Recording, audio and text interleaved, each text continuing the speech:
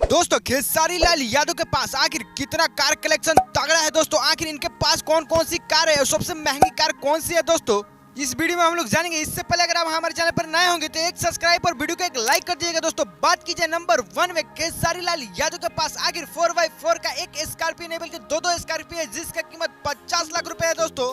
और दोस्तों साथ ही साथ बात किया जाए खेसारी लाल यादव के पिताजी के लिए मंगरू यादव के लिए, तो इनके पास भी एक घर के लिए फॉर्च्यूनर है पर्सनली घूमने के लिए जिसका कीमत 25 लाख रुपए है। और दोस्तों खेसारी लाल यादव के पास मुंबई में भी एक फॉर्च्यूनर है जिसका कीमत दोस्तों 50 लाख रुपए है। और बात की जाए दोस्तों सबसे महंगी, जिनके इनका पास जितना भी कार कलेक्शन में से सबसे महंगी गाड़ी कौन सा है दोस्तों, तो वीडियो को पास बिल्कुल लास्ट तक देखिएगा, जानेंगे इस वीडियो में। और सबसे खौफनाक और खतरनाक और सबसे महंगी गाड़ी कौन सी है दोस्तों खेसारी लाल यादव के पास, तो दोस्तों बात की जाए इनके डिफेंडर को, जिस डिफेंडर का कीमत दोस्तों 2 करोड़ 30 लाख रुपए है।